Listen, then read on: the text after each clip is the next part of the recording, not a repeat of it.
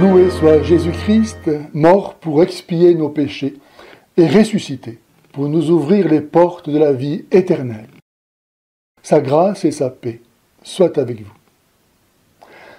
Chers amis, vous connaissez la devise des frères musulmans. Allah est notre but, le prophète notre chef, le Coran notre constitution, le djihad notre voie et le martyr notre plus grand espoir. Permettez-moi d'analyser avec vous cette devise. Première affirmation, Allah est notre but. Or, puisque dans l'islam, le plus grand péché est l'associationnisme, Allah ne se donne pas. Atteindre Allah est donc impossible. Dès lors, se donner comme but d'atteindre Allah, n'est-ce pas se vouer à la folie? En comparaison, dans le christianisme, Dieu se donne. Et c'est pourquoi il est le but possible et réel des chrétiens. Deuxième affirmation. Le prophète est notre chef. Or, non content d'être un pécheur, Mahomet est mort et enterré depuis longtemps, et les choses ont bien changé depuis son époque. Dès lors, pourquoi et comment le prendre pour chef? Quant à imaginer qu'il puisse parler aujourd'hui par la bouche d'autres hommes, en vertu de quoi le pourrait-il? Et comment reconnaître ceux par qui il s'exprimerait? De plus, puisque Allah interdit d'associer quiconque à son commandement, tout intermédiaire jouant le rôle de Mahomet serait illégitime. C'est pourquoi prendre Mahomet pour chef, n'est-ce pas se livrer au péché et se mettre à la remorque d'imposteurs? En comparaison, dans le christianisme, Jésus ressuscité envoie son esprit à ses disciples pour les instruire intérieurement, tandis qu'il les guide aussi extérieurement par son Église. Troisième affirmation, le Coran est notre constitution. Or, le Coran dit lui-même que personne à part Allah ne connaît l'interprétation du Coran. Dès lors, pourquoi et comment prendre le Coran pour constitution, puisque personne ne comprend ce qu'il veut dire?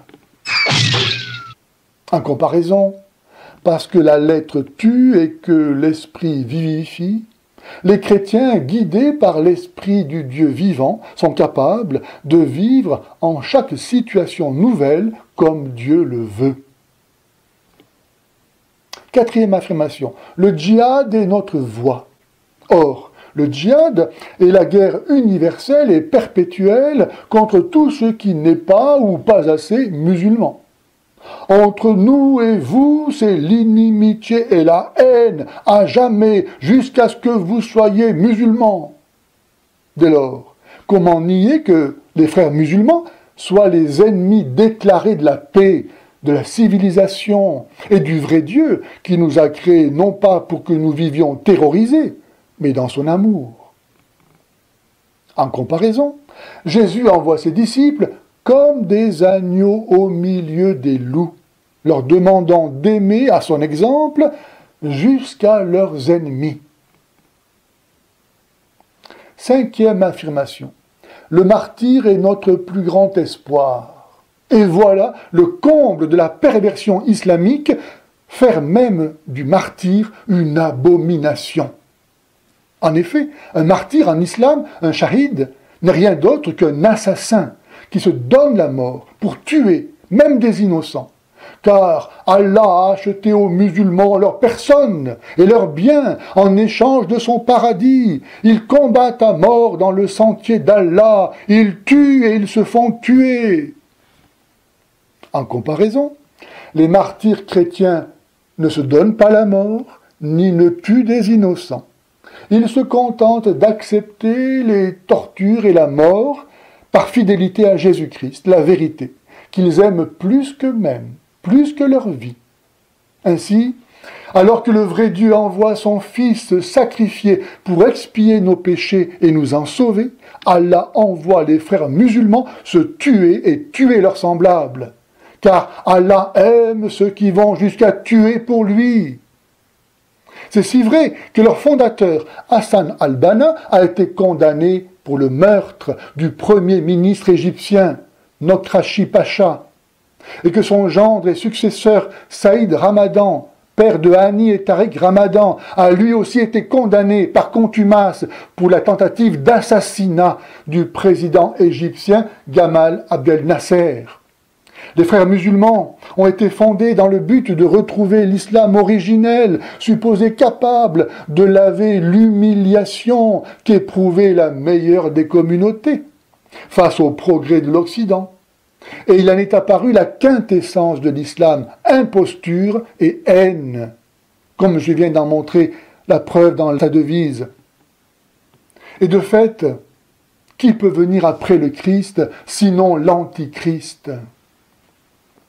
Bref, quoi d'étonnant à ce que cette confrérie d'assassins soit cataloguée comme organisation terroriste, non seulement en Égypte, mais en Russie, en Syrie, au Bahreïn, aux Émirats arabes unis et même en Arabie saoudite.